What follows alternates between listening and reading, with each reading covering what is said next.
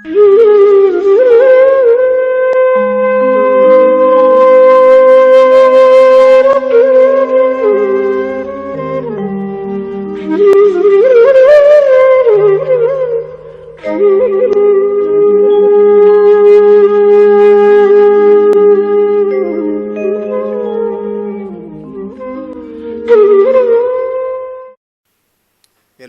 ನಮಸ್ಕಾರ.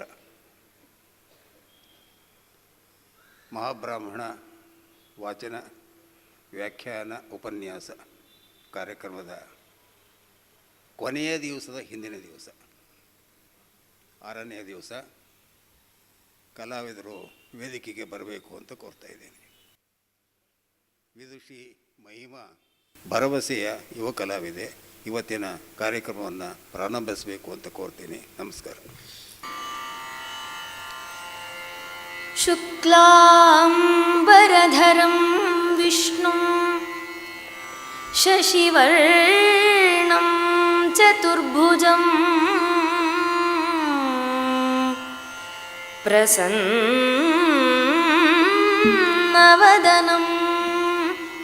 ಧ್ಯಾಯೇತ್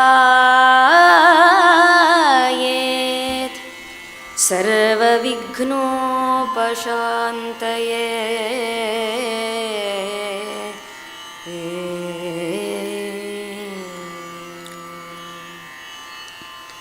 ಹರನೇ ಹೇ ಮಾರಾರಿ ಗೌರೀಶ್ವರನೇ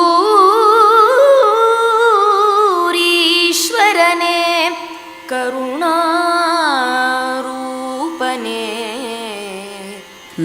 ಜಗಪೊರೆದ ಧಾರೇಶ್ವರನೇ ಬೀರೈ ಶುಭವ ನೀ ಸತತ. ಶರಣರ ಒಡೆಯನೇ ರೋಗವೈದ್ಯನೇ ಪರಮತಾಂಡವ ನಟನೆ ರೌದ್ರನೆ ಕರವ ಮುಗಿವೆನು ಕಾವ್ಯರಂಗದಿ ಶಿವಪುರಸ್ಸರನೇ.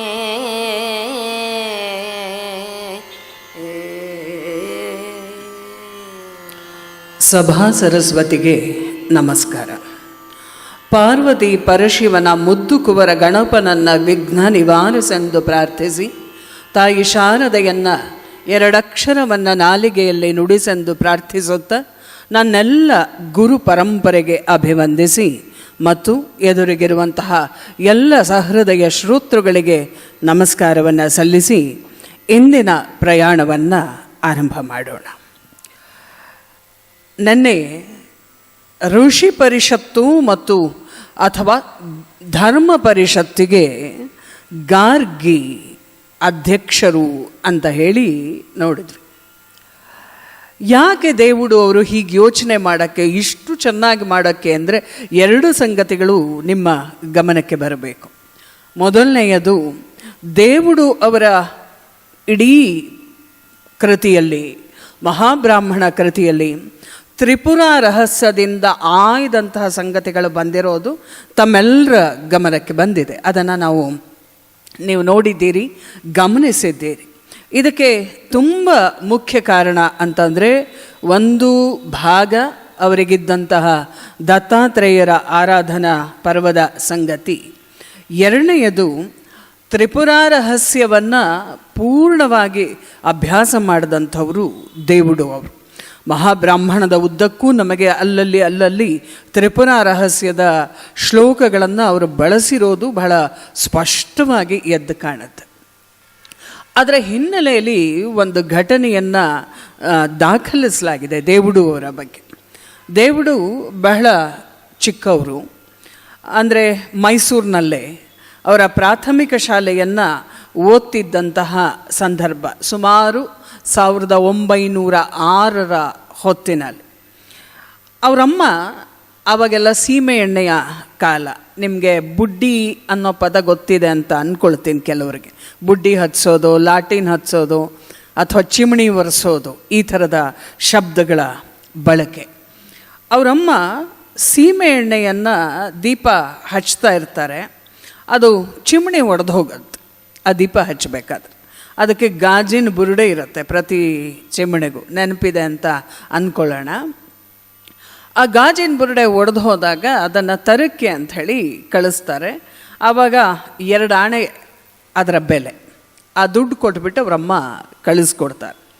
ಜೊತೆಗೆ ಒಂದು ಚಿಕ್ಕ ಹುಡುಗ ಮನೇಲೆ ಒಬ್ಬ ಇದ್ದ, ರಾಮು ಅಂತ, ಅವನನ್ನು ಬರೀತಾರೆ, ದೊಡ್ಡ ಶಿಖಾಮಣಿ ಅವನು ಅಂತ, ಅವನನ್ನು ಬೇರೆ ಜೊತೆಗೆ ಕಳಿಸ್ತಾರೆ ಸಾಲದು ಅಂತ ಹೇಳಿ.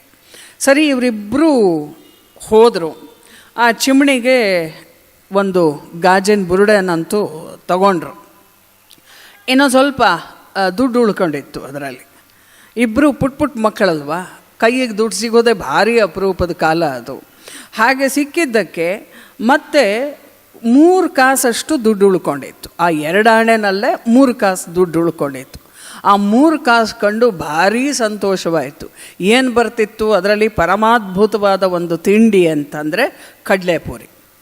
ಆ ಕಡಲೆಪುರಿನ ಇಬ್ಬರೂ ಕೊಂಡುಕೊಂಡು ದಾರಿ ಉದ್ದಕ್ಕೂ ತಿಂತಾ ಇದ್ದಾರೆ. ಕಡಲೆಪುರಿ ಕೊಂಡ್ಕೊಂಡು ತಿನ್ನೋಕ್ಕೆ ಸಿಕ್ಕಿದ್ರ ಸಂತೋಷ ಇದೆಯಲ್ಲ, ಆ ಸಂತೋಷ ಕೆಲವರಾದರೂ ಅನುಭವಿಸಿರ್ತೀರ ಅಂತ ಅಂದ್ಕೊಂಡಿದ್ದೀನಿ ನಾನು. ಆ ಕಡಲೆಪುರಿ ತಿನ್ನೋ ಖುಷಿನಲ್ಲಿ ಒಂಥರ ಮಕ್ಕಳಲ್ವಾ, ಕುಣ್ಕೊಂಡು ಬರ್ತಾ ಇದ್ದಾರೆ ಕಡಲೆಪುರಿ ತಿಂತ. ಹಾಗೆ ಬರ್ತಿರ್ಬೇಕಾದ್ರೆ ಒಂದು ರಸ್ತೆ, ಅದಕ್ಕೊಂದು ಕಟ್ಟೆ, ಹಾಗೆ ರಸ್ತೆ ಇರುತ್ತಾನೆ. ಈಗ ಮಾಮೂಲಿ ಎಲ್ಲ ಮಕ್ಕಳು ಹಾಗೆ ಕಟ್ಟೆ ಮೇಲೆ ಹತ್ತೋದು ಕೆಳಗಿಳಿಯೋದು, ಕಟ್ಟೆ ಮೇಲೆ ಹತ್ತೋದು ಕೆಳಗಿಳಿಯೋದು, ಇದನ್ನೇ ಮಾಡ್ಕೊಂಡು ಬರ್ತಾಯಿದ್ರು. ದೇವುಡು ಜಾರಿದ್ರು, ಬಿದ್ದರು. ಜಾರು ಬಿದ್ದದ್ದಕ್ಕಿಂತ ಅವ್ರಿಗೆ ಸಮಸ್ಯೆ ಆಗಿದ್ದು, ಅದು ಗಾಜಿಂದು ಚಿಮಣಿಗೆ ತಗೊಂಡಿದ್ರಲ್ಲ, ಅದು ಒಡೆದೋಯ್ತು. ಒಡೆದೋದ ತಕ್ಷಣ ದೇವುಡಿಗೆ ಜ್ಞಾಪಕ ಆಗಿದ್ದು ಅವ್ರ ಅಮ್ಮ. ಮುಗೀತು ಇವತ್ತು ಕಥೆ, ಏನು ಮಾಡಬೇಕು? ಯಾಕೆಂದರೆ ಚಿಮಣಿನೂ ಒಡ್ಕೊಂಡು, ಕಾಸು ಖರ್ಚು ಮಾಡಿಕೊಂಡು, 3 ಕಾಸು ಉಳಿಸ್ಕೊಳ್ದೆ ಮನೆಗೆ ಬಂದವನನ್ನು ಕೈಗೆ ಸಿಕ್ಕಲ್ಲಿ ಹೊಡಿತಾರವರು ಅಂತ ದೇವುಡು ಅವರಿಗೆ ನಿಶ್ಚಿತವಾಗಿ ಬಿಟ್ಟಿತ್ತು. ಏನು ಮಾಡೋಕ್ಕೂ ಗೊತ್ತಾಗದೆ ಜೋರಾಗಿ ಅಳಕ್ಕೆ ಶುರು ಮಾಡ್ತಾರೆ. ಯಾವ ಮಟ್ಟಕ್ಕೆ ಅಂತಂದರೆ ಎಲ್ರಿಗೂ ಕೇಳಿಸುವಷ್ಟು ಜೋರಾಗಿ ಅಳ್ತಾ ಇದ್ದಾರೆ. ಅವರಿಗೆ ಚಿಮಣಿ ಒಡೆದಿದ್ರ ಬಗ್ಗೆ ಯಾವ ಸಂಕಟವೂ ಇಲ್ಲ, ಅವ್ರ ಅಮ್ಮನ ಹೊಡ್ತಾ ಇದೆಯಲ್ಲ ಅದು ಒಳಗಿಂದ ಸಂಕಟವನ್ನು ಜಾಸ್ತಿ ಮಾಡಿತು. ಮುಖ್ಯವಾದ ಭಾಗ ಇಲ್ಲಿ. ಆ ರೋದನ ಯಾವಾಗ ಜಾಸ್ತಿ ಆಯಿತು, ಆ ರಸ್ತೆಯಲ್ಲಿ ಒಂದು ಸುಮಾರು 40-45 ಆಸುಪಾಸಿನಲ್ಲಿರುವಂಥ ಒಬ್ಬ ಹೆಂಗಸು ಬರ್ತಾಳೆ. ಬಂದಾಕೆ ಹಣೆ ತುಂಬ ಕುಂಕುಮ ಇಟ್ಕೊಂಡಿರ್ತಾಳೆ. ಕಾಸಿನಗಲದ ಕುಂಕುಮ ಅಂದರೆ ನಿಮ್ಮ ಕಣ್ಣು ಮುಂದೆ ಬರುತ್ತೆ. ಕಾಸಗಲದ ಕುಂಕುಮ ಇಟ್ಕೊಂಡು, ಬಾಯಲ್ಲಿ ಎಲೆ ಅಡಿಕೆ, ತಲೆ ತುಂಬ ಮುಸುಕು. ಇವರು ದೇವುಡು ಹತ್ತಿದ್ದ ಏನದು ಎತ್ತರ ಹೇಗಿತ್ತು ಅಂದರೆ, ಲೆವೆಲ್ ಹೇಗಿತ್ತು ಅಂದರೆ, ಜನ ಬಂದು ಮುತ್ತಾಕ್ಕೊಂಡಿದ್ರು ಏನೋ ಆಗಿದೆ ಅಂತ ಹೇಳಿ. ಆ ಜನನ್ನೆಲ್ಲ ಸುರಿಸ್ಬಿಟ್ಟು ಸರಿಸಿ ಪಕ್ಕಕ್ಕೆ ಬಂದು ಕೇಳ್ತಾರವ್ರು, ಯಾಕಪ್ಪ ಏನಾಯಿತು, ಯಾಕೆ ಅಳ್ತಾ ಇದೀಯಾ ಅಂತ. ಅವರು ಹೇಳಿದ್ರು, ಒಟ್ಟು ಇದು ಒಡೆದು ಹೋಯಿತು, ನಮಗೆ ಇಷ್ಟು ಖರ್ಚಾಗಿರೋದು ಅಂತ. ಅಷ್ಟೇನಾ ಅಂತ ಹೇಳಿದ್ಲು. ಅವ್ರ ಕಣ್ಣೀರು ಒರೆಸಿ ಎಳಡಿಕೆ ಚೀಲ ಇರುತ್ತಲ್ಲ ಸೊಂಟಕ್ಕೆ ಸಿಗಿಸ್ಕೊಂಡಿದ್ದು, ಆ ಚೀಲದಿಂದ 2 ಆಣೆ ಕೊಟ್ಟು ದೇವುಡು ಅವರ ದೃಷ್ಟಿ ನಿವಾಳಿಸಿ ನೆಟ್ಗೆ ಮುರಿದು ಒಂದು ಸರಿ ತಲೆ ಅಂದರೆ ನೆತ್ತಿಯನ್ನು ಮೂಸಿ ಮುಖ ಸೌರಿ ಆಕೆ ಹೊರಟೋಗ್ತಾಳೆ. ಅದಾದಮೇಲೆ ದೇವುಡು ಆಕೆಯನ್ನು ಯಾವತ್ತಿಗೂ ಅವರ ಜೀವಿತಾವಧಿಯಲ್ಲಿ ಮತ್ತೆ ನೋಡಲಿಲ್ಲ. ಆ ಹೆಂಗಸು ಇದ್ದಿದ್ದು ಅವ್ರಿಗೆ ಗೊತ್ತಿಲ್ಲ. ಅದಾದಮೇಲೆ ದೇವುಡು ಭಾಳಷ್ಟು ವರ್ಷ ಅದನ್ನು ಅವರ ಸಹಪಾಠಿಗಳು ಮಿತ್ರರ ಜೊತೆ ಹಂಚ್ಕೊಂಡಿದ್ದಾರೆ. ನನಗೆ ಆವತ್ತು ನಡೆದಿದ್ದೆಲ್ಲ ಎಷ್ಟು ಸ್ಫುಟವಾಗಿ ನೆನಪಿದೆ ಅಂಥೇಳಿ ಅಂದರೆ, ನನಗೆ ಆ ತಾಯಿ ಹೇಗೆ ಬಂದಳು, ಅವಳ ವಾತ್ಸಲ್ಯ, ಅವಳ ನೋಟ ಮತ್ತು ಅವಳ ಮಾತು ಎಲ್ಲ ಪೂರ್ತಿಯಾಗಿ ನನ್ನ ಹೃದಯದೊಳಗಿದೆ. ಮತ್ತು ಅದಷ್ಟೇ ಅಲ್ಲ, ಇವತ್ತಿಗೂ ಒಂದರ್ಥದಲ್ಲಿ ಯಾವ್ಯಾವುದೋ ಈ ಥರದ ಇಕ್ಕಟ್ಟಿನ ಸಂದರ್ಭ ಬಂದಾಗ ಅದೇ ಕೈಗಳು ಕಣ್ಣು ಒರೆಸಿದ್ದು ಮತ್ತು ಸಾಂತ್ವನ ಹೇಳಿದ್ದ ನೆನಪಿದೆಯಲ್ಲ, ಅದು ಒಂಥರ ಕೈದಿವಿಗೆಯಾಗಿ ನನ್ನನ್ನು ಕಾಪಾಡ್ತಾ ಇದೆ ಅಂತ ಹೇಳಿ ಆ ವಿಷಯವನ್ನು ಹಂಚಿಕೊಂಡಿದ್ದಾರೆ. ಅಂದರೆ ಈ ಘಟನೆ ಅವರಿಗೆ ಮತ್ತೆ ತ್ರಿಪುರ ಸುಂದರಿಯನ್ನು ಮತ್ತು ತ್ರಿಪುರಾ ರಹಸ್ಯದಲ್ಲಿ ಬರುವ ಸಂಗತಿಗಳನ್ನು ಅರ್ಥ ಮಾಡಿಕೊಳ್ಳಿಕ್ಕೆ ಬಹಳ ದೊಡ್ಡ ಭೂಮಿಕೆಯನ್ನು ಹಾಕ್ಕೊಡ್ತು.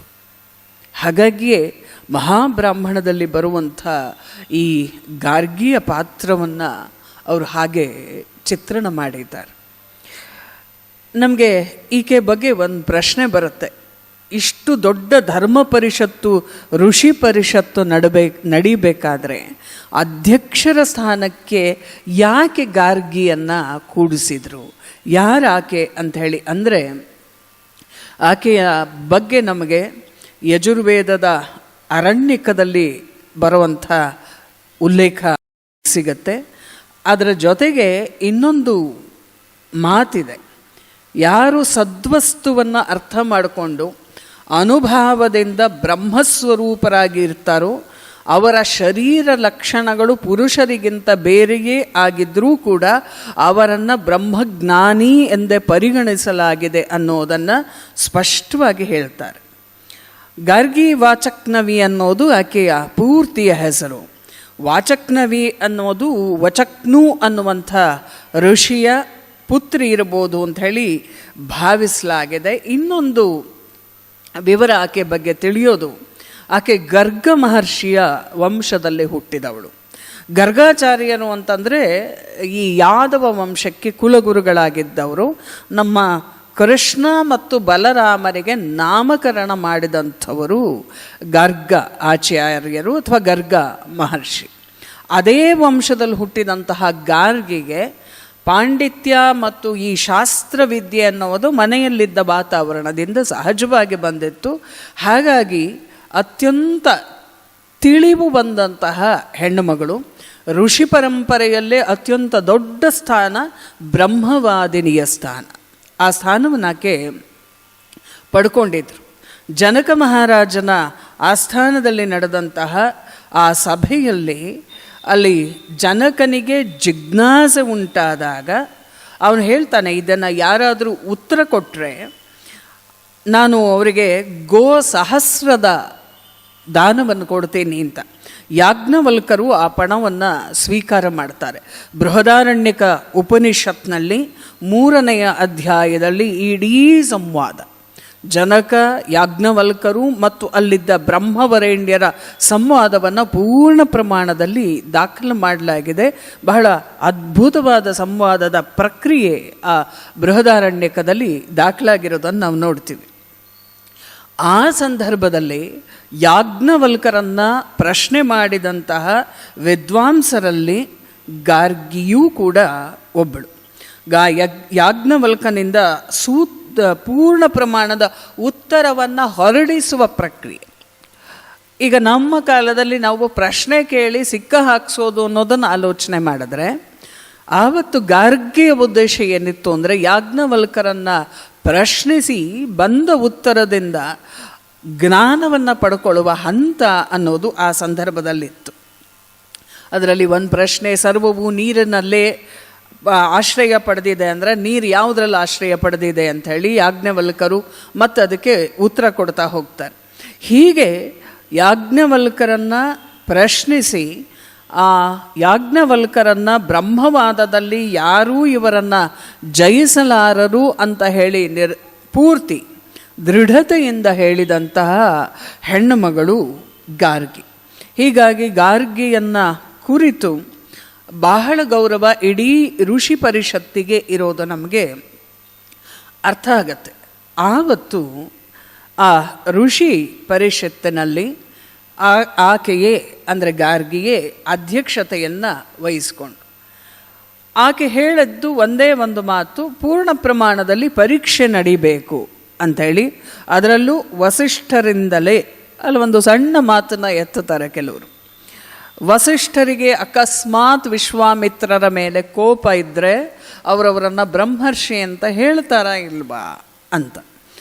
ಮತ್ತೆ ಎಲ್ಲರೂ ಹೇಳ್ತಾರೆ, ಭಾಗೀರಥಿಗಿಂತಲೂ ಶಾಂತವಾದ ಮನಸ್ಥಿತಿಯನ್ನು ಹೊಂದಿರುವಂತಹ ಋಷಿ ಅಂದರೆ ಅದು ವಸಿಷ್ಠರು. ಹಾಗಾಗಿ ಇದೇನು ಆಗೋದಿಲ್ಲ ಅಂತ ಹೇಳಿದ್ದಲ್ಲದೆ ಇನ್ನೊಂದು ನಿರ್ಣಯವನ್ನು ಕೊಡಲಾಗತ್ತೆ. ಇನ್ನಿಂದ ಮುಂದಕ್ಕೆ ಇಲ್ಲಿ ಹೆಸರು ಬದಲಾಗತ್ತೆ, ತಾವು ದಯವಿಟ್ಟು ಗಮನಿಸಬೇಕು. ಇಲ್ಲಿಯವರೆಗೆ ವಿಶ್ವಾಮಿತ್ರ ಅಂತ ಇದ್ದದ್ದು ಇಡೀ ಋಷಿ ಪರಿಷತ್ತು ನಿರ್ಧಾರ ಮಾಡುತ್ತೆ, ಇನ್ನು ಮುಂದೆ ವಿಶ್ವಾಮಿತ್ರರನ್ನು ಭಗವಾನ್ ಅಂತ ಹೇಳಿ ಸಂಬೋಧಿಸಬೇಕು ಅಂತ ಹೇಳುತ್ತೆ. ಇನ್ನು ಮುಂದಿನದಲ್ಲಿ ಹೆಚ್ಚು ಭಗವಾನ್ ಅನ್ನುವ ಪದದ ಬಳಕೆಯನ್ನು ದೇವಡೂರು ಕೂಡ ಮಾಡಿದ್ದಾರೆ. ಇಷ್ಟೆಲ್ಲ ಆಗಿ ಸಭೆ ವಿಸರ್ಜನೆ ಆಗತ್ತೆ. ಗಾರ್ಗಿ ವಿಶ್ವಾಮಿತ್ರರ ಹತ್ರ ಬರ್ತಾರೆ. ಬಂದು ಕೇಳುತ್ತಾರೆ, ನೀವು ನನ್ನ ಪ್ರಶ್ನೆಯಿಂದ ಬೇಸರ ಮಾಡಿಕೊಳ್ಳದೇ ಇದ್ದರೆ, ನೀವೇನಾದರೂ ನನ್ನಲ್ಲಿ ಪ್ರಸನ್ನರಾಗಿದ್ದರೆ ನನಗೊಂದು ವರ ಕೊಡಬೇಕು ನೀವು ಅಂತ ಹೇಳಿ. ವಿಶ್ವಾಮಿತ್ರರ ಉತ್ತರ ಹೇಗಿದೆ ಅಂತಂದರೆ, ನಿಮ್ಮ ಅಪ್ಪಣೆಯನ್ನು ಶ್ರುತಿ ಭಗವತಿಯ ಅಪ್ಪಣೆ ಅಂಥೇಳಿ ಭಾವಿಸಿ ನಾನು ಶಿರಸ್ಸಿನಲ್ಲಿ ಧರಿಸ್ತೀನಿ, ಅದನ್ನು ತಾವು ಹೇಳಬೇಕು ಅಂತ ಕೇಳಿದಾಗ ಗಾರ್ಗಿ ಒಂದು ಅಪೇಕ್ಷೆಯನ್ನು ಮುಂದಿಡ್ತಾರೆ. ಇದು ಹೇಗಿದ್ದರೂ ಕೂಡ ಕಲಿಯ ಪ್ರವೇಶ ಆಗಿದೆ. ದಿನಗಳು ಉರುಳಿದಂತೆ ತಪಸ್ಸು ಅನ್ನುವ ಕಡೆಗೆ ಹೋಗೋರು ಎಷ್ಟು ಜನ, ಅನುಷ್ಠಾನಪರರಾಗಿ ಕೂತ್ಕೊಳ್ಳುವಂತಹ ಎಷ್ಟು ಜನ ಜ್ಞಾನಿಗಳು ಸಿಗ್ತಾರೆ. ಕಷ್ಟ ಆಗತ್ತೆ. ಆಮೇಲೆ ತಪಸ್ಸು ಮಾಡೋದಕ್ಕೆ ಬೇಕಾದ ಶಕ್ತಿ, ಶ್ರದ್ಧೆ ಮತ್ತು ಸಾಮರ್ಥ್ಯ ಮೂರನ್ನೂ ಕೂಡ ಇಟ್ಕೊಳ್ಳೋದು ಬಹಳ ಕಷ್ಟ, ಅದು ಕಡಿಮೆ ಆಗ್ತಲೇ ಬರುತ್ತೆ. ಹಾಗಾಗಿ ಈ ಬ್ರಹ್ಮಜ್ಞಾನಿಗಳು ಅನ್ನುವವರ ಸಂಖ್ಯೆ ಕಡಿಮೆಯಾಗತ್ತೆ. ಇದಕ್ಕೆ ಒಂದು ಸುಲಭವಾದ ಕಲ್ಪವನ್ನು ತಾವು ಮಾಡಿಕೊಡಬೇಕು. ಕಲ್ಪ ಅಂದರೆ ಒಂದು ಅವಕಾಶ ಅಥವಾ ಯಾವುದಾದ್ರೂ ಒಂದು ಸಿದ್ಧಿಗೆ ಸಾಧನ ಆಗುವಂಥದ್ದು. ವಿಶ್ವಾಮಿತ್ರರು ಹೇಳ್ತಾರೆ, ಇದೇನು ಸಾಮಾನ್ಯವಾದಂತಹ ಬೇಡಿಕೆ ಅಂತ ನಾನು ಅಂದ್ಕೊಳ್ಳೋದಿಲ್ಲ, ಆದರೆ ದೇವತೆಗಳು ಇದಕ್ಕೆ ಅನುಮತಿಯನ್ನು ಕೊಡಬೇಕು. ಹೊಸದೊಂದು ಕಲ್ಪವನ್ನು, ಹೊಸದೊಂದು ಮಂತ್ರವನ್ನು ಸೃಷ್ಟಿ ಮಾಡೋಕ್ಕೆ. ಆದರೆ ಒಂದು ಮಾತು ಅಮ್ಮ, ನನ್ನ ತಪಸ್ಸಿನ ಸರ್ವಸ್ವವನ್ನು ವಿನಿಯೋಗಿಸಿ ದೇವತೆಗಳನ್ನು ಪ್ರಾರ್ಥನೆಯನ್ನು ಮಾಡಿ ಇಂಥದ್ದೊಂದು ಕೆಲಸವನ್ನು ನಾನು ಮಾಡ್ತೀನಿ ಅಂದಾಗ ಗಾರ್ಗಿ ಮತ್ತೆ ನೆನಪಿಸ್ತಾರೆ. ಯಾಕೆ, ನಾನು ತುಂಬ ಹಠಮಾರಿ, ನೀವು ಮರೆತರೂ ನಾನು ನೆನಪಿಸ್ತೀನಿ. ಆದ್ದರಿಂದ ಖಂಡಿತ ಇಲ್ಲಿಂದ ಮುಂದೆ ಒಂದು ಅಂಶವನ್ನು ತಾವೆಲ್ಲರೂ ಗಮನಿಸಬೇಕು. ಗಾರ್ಗಿ ಒಂದು ಉತ್ತರ ಕೊಡ್ತಾರೆ, ತಾವು ಈ ಕೆಲಸಕ್ಕೆ ಆರಂಭ ಮಾಡಿ ನಾನೀವರೆಗೆ ಏನೆಲ್ಲ ತಪಸ್ಸು ಮಾಡಿದ್ದೇನೋ ಅದಷ್ಟನ್ನೂ ನಾನು ನಿಮಗೆ ಧಾರೆ ಎರಿತೀನಿ. ಲೋಕವೆಲ್ಲ ಬ್ರಾಹ್ಮಣವಾಗಲಿ, ಬ್ರಹ್ಮಜ್ಞಾನಿಗಳು ತುಂಬಿರಲಿ, ನಾನು ಅಷ್ಟೂ ತಪಸ್ಸನ್ನು ನಿಮಗೆ ಧಾರೆ ಎರಿತೀನಿ ಅನ್ನುವ ಮಾತನ್ನು ಹೇಳ್ತಾರೆ. ನಿಜವಾಗ್ಲೂ ಇಂಥದ್ದೊಂದು ಮನಸ್ಥಿತಿ ಇರೋದನ್ನು ಕಾಣೋಕ್ಕೆ ತುಂಬ ಪುಣ್ಯ ಬೇಕು. ಇಷ್ಟೊಂದು ವರ್ಷಗಳಲ್ಲಿ ಕೂತು ಮಾಡಿರುವ ತಪಸ್ಸಿನ ಶಕ್ತಿಯನ್ನು ಲೋಕೋದ್ಧಾರಕ್ಕಾಗಿ ಇನ್ಯಾರೋ ಮಾಡ್ತಾ ಇರುವಂಥ ಕೆಲಸಕ್ಕೆ ಆ ಇಡೀ ತಪಸ್ಸನ್ನು ಧಾರೆ ಎರೆಯೋದು. ಮುಂದೆನೂ ಇವರ ಚಿಂತನೆಗಳನ್ನು ನೋಡಿದಾಗ ಎಲ್ಲೋ ಒಂದು ಕಡೆಗೆ ಅನ್ನಿಸ್ಬಿಡುತ್ತೆ, ಇಂಥವ್ರನ್ನು ನಾವು ನೋಡೋಕ್ಕಾಗಲಿಲ್ವಲ್ಲ ನಮ್ಮ ಜೀವನದಲ್ಲಿ ಅಂತ. ಯಾಕೆಂದರೆ ಸಾಮಾನ್ಯವಾಗಿ ಯಾವ ಕ್ರೆಡಿಟನ್ನು ನಾವು ಇನ್ನೊಬ್ಬರಿಗೆ ಕೊಡೋಕ್ಕೆ ಸಿದ್ಧ ಇರೋದಿಲ್ಲ. ಅಂಥದ್ರಲ್ಲಿ ಅನುಷ್ಠಾನ ಮಾಡಿ ಸಾಧನೆ ಮಾಡಿ ಸಾಧಿಸಿದ ಎಲ್ಲವನ್ನ ವಿಶ್ವಾಮಿತ್ರರಿಗೆ ಧಾರೆ ಇರುವ ಮನಸ್ಥಿತಿ. ಯಾಕೆ ಅಂದರೆ ಲೋಕೋದ್ಧಾರಕ್ಕಾಗಿ ಒಂದು ಕೆಲಸ ಆಗಬೇಕು ಅಂಥೇಳಿ. ಅದಕ್ಕೆ ವಿಶ್ವಾಮಿತ್ರರು ಒಪ್ಕೊಳ್ತಾರೆ. ಅವ್ರು ಹೇಳ್ತಾರೆ, ನಿಮಗೆ ಮಾತ್ರ ಇದು ಸಾಧ್ಯ. ಯಾಕೆ ಅಂದರೆ ನೀವು ಇನ್ನೊಂದು ಸ್ವರ್ಗವನ್ನು ಸೃಷ್ಟಿ ಮಾಡ್ತೀನಿ ಅಂತ ಹೊರಟವರು. ಆದ್ದರಿಂದ ತಪಸ್ಸಿಗೆ ಸಾಧ್ಯವಿಲ್ಲದ್ದು ಯಾವುದೂ ಇಲ್ಲ. ಆದ್ದರಿಂದ ತಾವು ಗೆಲ್ಲಬೇಕು, ನೀವು ಗೆದ್ದು ಲೋಕವನ್ನು ಗೆಲ್ಲಿಸಬೇಕು. ಅದಕ್ಕೆ ನಾವೆಲ್ಲರೂ ಕೂಡ ನಿಮ್ಮ ಜೊತೆಯಲ್ಲಿರ್ತೇನೆ ಅಂಥೇಳಿ ಹೇಳ್ತಿರುವಾಗ ಭಗವಾನ್ ನಚಿಕೇತರು ದಂಪತಿಗಳನ್ನು ಕರ್ಕೊಂಡು ಬರ್ತಾರೆ. ಮೊದಲನೇ ದಂಪತಿಗಳು ಲೋಪಾಮುದ್ರಾ ಮತ್ತು ಅಗಸ್ತ್ಯರು. ಅವರ ಪಕ್ಕದಲ್ಲೇ ಅನಸೂಯೆ ಮತ್ತು ಅತ್ರಿಗಳು. ಅವರು ಬಂದ ತಕ್ಷಣ ಇಷ್ಟೇ ಜನ ಇದ್ದಿತ್ತು. ಆ ಇಡೀ ಪರ್ಣಕುಟೀರ ಒಂದರ್ಥದಲ್ಲಿ ಬ್ರಹ್ಮಸಭೆಯಾದ ಹಾಗೆ ಆ ತೇಜಸ್ಸು ಒಳಗೆ ಪ್ರವೇಶ ಮಾಡಿಬಿಡ್ತು. ಬಂದವರು ಮೊದಲು ಕೇಳಿದ ಪ್ರಶ್ನೆ, ನೀವು ಕ್ಷೇಮವಾಗಿದ್ದೀರಾ? ನಾವು ನೆನ್ನೆಯೇ ಬರಬೇಕಾಗಿತ್ತು ಧರ್ಮ ಪರಿಷತ್ತಿನಲ್ಲಿ, ಆದರೆ ನಾವು ಒಂದು ಇಷ್ಟಿ ಅಂದರೆ ಏನು ಅಂತ ಪರಿಚಯ ಆಗಿದೆ ನಮಗೆ, ಆರಂಭ ಮಾಡಿದ್ವಿ, ಅದನ್ನು ನಿಲ್ಸಕ್ಕೆ ಬರಲ್ಲ ನಾವು, ಹಾಗಾಗಿ ಸ್ವಲ್ಪ ತಡವಾಯಿತು, ತಾವು ಕೋಪಿಸಿಕೊಳ್ಳಬಾರದು, ಸಭೆ ಮುಗಿದ ನಂತರ ಬಂದವರು ಕ್ಷಮಿಸಿ ಅಂತ ಕೇಳ್ತಾರೆ. ಈ ಎತ್ತರವನ್ನು ನಾವು ಹಿಮಾಲಯಕ್ಕಿಂತಲೂ ಎತ್ತರಕ್ಕೆ ಕಲ್ಪಿಸ್ಕೊಳ್ಬೇಕು. ಆವಾಗ ಪಿಪ್ಪಲಾದರು, ವಾಮದೇವರು ಎಲ್ಲರೂ ಬರ್ತಾರೆ. ಅವರು ಒಂದೇ ಒಂದು ಮಾತು ಹೇಳ್ತಾರೆ, ವಾಮದೇವ, ಲಕ್ಷ್ಮೀನಾರಾಯಣ ಮತ್ತು ಉಮಾಮಹೇಶ್ವರ ಒಟ್ಟಿಗೆ ಬಂದರೆ ಹೇಗಿರುತ್ತೋ ಹಾಗಿದ್ದಾರೆ ಇವರು ಅಂತ ಹೇಳಿ, ಅಷ್ಟು ದೊಡ್ಡತನ. ಆಮೇಲೆ ಅಗಸ್ತ್ಯರು ಹೇಳ್ತಾ ಹೋಗ್ತಾರೆ, ಏನೇನಾಗ್ತಾ ಇದೆ ಹೇಳಿ, ನಾವು ಕೇಳಿಸ್ಕೊಳ್ತೇವೆ. ಅಗತ್ಯ ಬಿದ್ದಲ್ಲಿ ನಮ್ಮ ತಪಸ್ಸನ್ನು ಪೂರ್ತಿಯಾಗಿ ಕೊಡೋದಕ್ಕೆ ನಾವು ಸಿದ್ಧರಿದ್ದೀವಿ, ಅದಕ್ಕೆ ಸಿದ್ಧವಾಗಿ ನಾವು ಬಂದಿದ್ದೀವಿ ಅಂತ ಹೇಳಿದಾಗ ಅತ್ರಿ ಮಹರ್ಷಿಗಳು ಹೇಳ್ತಾರೆ, ನಾವು ಅದಕ್ಕೆ ಸಿದ್ಧವಾಗಿಯೇ ಬಂದಿರೋರು. ಈ ಇಬ್ಬರು ದಂಪತಿಗಳಿರೋ ಕ್ರಮ ಇದೆಯಲ್ಲ, ಅವರಿಗೆ ತಪಸ್ಸು ಮತ್ತು ಬ್ರಹ್ಮಾನಂದ ಬಿಟ್ಟರೆ ಬೇರೆ ಏನೂ ಗೊತ್ತಿಲ್ಲ. ವಿಶೇಷವಾಗಿ 3 ಗುಣಗಳನ್ನು ದಾಟಿದವರು. ಆಕೆ ಅನಸೂಯೆ, ಅಸೂಯೆಯೇ ಇಲ್ಲದಾಕೆ. ತ್ರಿಮೂರ್ತಿಗಳು ಬಂದು ನಗ್ನವಾಗಿ ಬರಬೇಕು ಅಂಥೇಳಿ ಅಂದಾಗ, ನಗ್ನ ಅಂತಂದರೆ ಅರ್ಥ ವಸ್ತ್ರಗಳನ್ನು ಕಳಚಿಡೋದು ಅನ್ನೋದಕ್ಕಿಂತ ಹೆಚ್ಚಾಗಿ ಗುರುವಿನ ದರ್ಶನವಾಗಬೇಕಾದರೆ ಆವರಣಗಳಿರಬಾರ್ದು ಒಳಗಡೆಗೆ, ಗುರುವಿನ ಪ್ರವೇಶ ಆಗೋದಿಲ್ಲ ಆವಾಗ. ಹಾಗಾಗಿ ಒಳಗಡೆಯಿಂದ ಎಲ್ಲವನ್ನೂ ಕಳಚಿಕೊಂಡ್ರೆ ಮಾತ್ರ ಅಲ್ಲಿ ಗುರು ದರ್ಶನವಾಗೋದು. ಅದಕ್ಕೆ ಅನಸೂಯೆಯ ಮಡಿಲಿನಲ್ಲಿ ದತ್ತ ಬಂದದ್ದು. ಹಾಗೆ ಅವರನ್ನು ಕರೆಸಿಕೊಂಡಾಕೆ ಅವಳಿಗೆ ಕೇಳ್ತಾಳೆ, ಇಂಥದ್ದೊಂದು ಬೇಡಿಕೆ ಬಂದಿದೆ, ಬ್ರಹ್ಮಜ್ಞಾನವನ್ನು ಪಡ್ಕೊಳ್ಳೋದಕ್ಕೆ ಒಂದು ಸುಲಭವಾದ ಮಾರ್ಗ ಬೇಕು ಅಂಥೇಳಿ ಭಗವತಿಯ ಕೋರಿಕೆ ಇದೆ ಅಂತ ಹೇಳಿದಾಗ ಇಬ್ಬರೂ ಹೇಳ್ತಾರೆ, ನಾವು ಇದಕ್ಕಾಗಿಯೇ ಬಂದದ್ದು.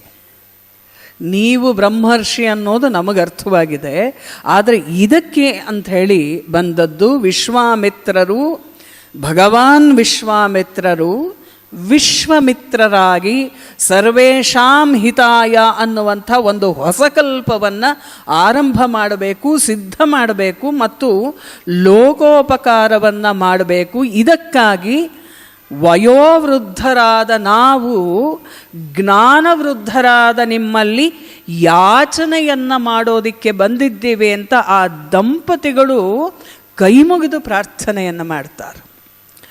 ವಿಶ್ವಾಮಿತ್ರರ ಕಣ್ಣಲ್ಲಿ ನೀರು ಹರಿದು ಬಿಡುತ್ತೆ. ಹೀಗೂ ಬೇಡವರು ಉಂಟಾ?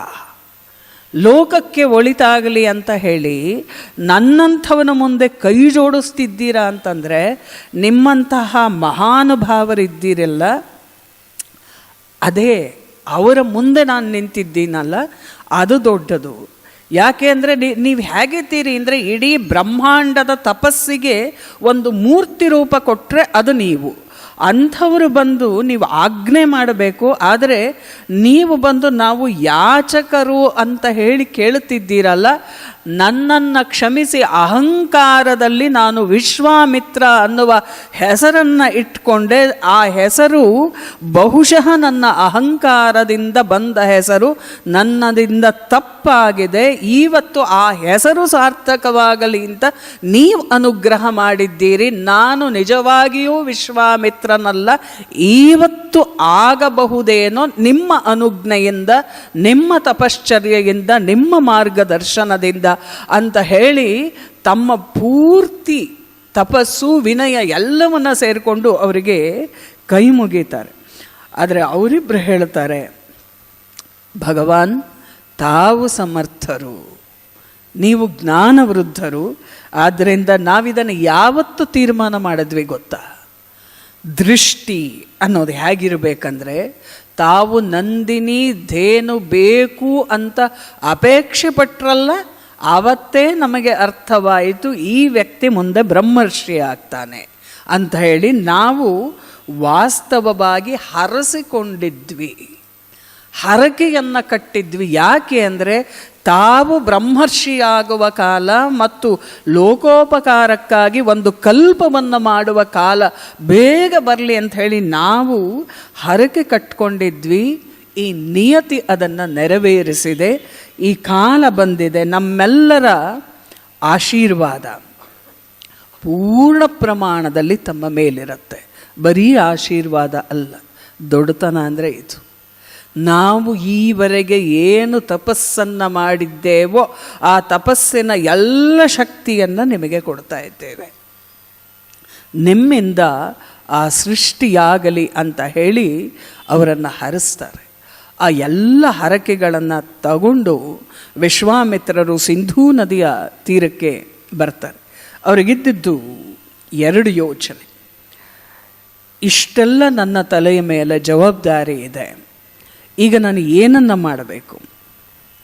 ಇಡೀ ವಿಶ್ವಕ್ಕೆ ವಿಶ್ವವೇ ಒಪ್ಪಿಕೊಳ್ಳಬಲ್ಲಂತಹ ಒಂದು ಯೋಗ ಉಪಾಸನೆ, ಯಾವುದನ್ನು ಮಾಡಿದ್ರೆ ಅದು ಉಪಾಸನೆಯಾಗತ್ತೆ ಮತ್ತು ಯಾವುದು ಬ್ರಹ್ಮಲೋಕದ ಕೋರಿಕೆ ನೆರವೇರುತ್ತೆ ಅನ್ನುವಂಥದ್ದನ್ನು ಕಂಡು ಹಿಡಿಯಬೇಕು ಅನ್ನುವಂಥದ್ದು ಒಂದು ಸಂಗತಿ. ಅವರ ಒಳಗನ್ನು ಕೊರೆಯೋದಕ್ಕೆ ಆರಂಭ ಮಾಡ್ತಾರೆ. ಆಮೇಲೆ ಅದರ ಜೊತೆಗೆ ಕಂಡು ಹಿಡಿಯದೇ ಇದ್ದರೆ ಮತ್ತೆ ಅದು ನನ್ನ ಹಾಗೆ ನನ್ನನ್ನೇ ಉದ್ಧಾರ ಮಾಡ್ಕೋಬೇಕು.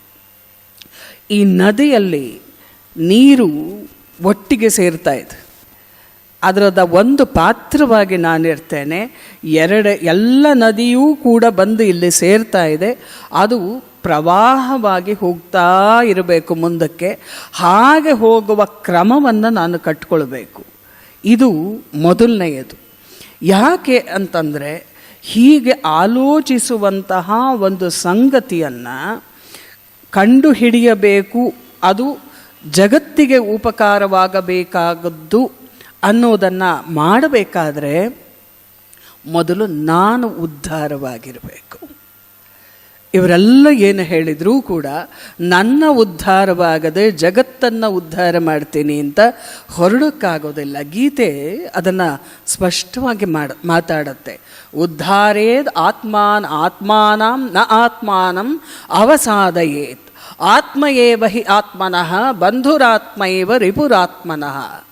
ತನ್ನಿಂದಲೇ ತನ್ನನ್ನು ತಾನು ಈ ಸಂಸಾರ ಅನ್ನುವಂಥ ಸಾಗರದಿಂದ ಉದ್ಧಾರ ಮಾಡಿಕೊಳ್ಳಬೇಕು. ಸಂಸಾರವನ್ನು ಬಿಟ್ಟು ಓಡಿ ಹೋಗೋದಲ್ಲ, ಅದರಲ್ಲಿದ್ದು ದಾಟೋದು ಹೇಗೆ ಅನ್ನುವುದನ್ನು ಅಭ್ಯಾಸ ಮಾಡ್ತಾ ಹೋಗಬೇಕು. ಮತ್ತು ನನ್ನನ್ನು ನಾನು ಅಧೋಗತಿಗೆ ತಳ್ಳಿಕೊಳ್ಳಬಾರ್ದು. ಸಂಸಾರ ಎಳೆಯುತ್ತೆ, ಇಲ್ಲ ಅಂತ ಅಲ್ಲ, ಆದರೆ ಕರ್ತವ್ಯವನ್ನೂ ನಿರ್ವಹಿಸಿ ಆ ಎಳೆತದಿಂದ ಮೇಲ್ ಬರುವಂಥದ್ದು. ಯಾಕೆ ಅಂದರೆ ಈ ಹೊರ ಜಗತ್ತಿನಲ್ಲಿ ನಮಗೆ ಶತ್ರುಗಳೂ ಇಲ್ಲ, ಸ್ನೇಹಿತರೂ ಇಲ್ಲ. ಜೀವಾತ್ಮನೇ ಆತ್ಮ ಏವ ಹಿ ಆತ್ಮನಃ ಬಂಧುರ್ ಆತ್ಮೈವ ರಿಪುರಾತ್ಮನಃ.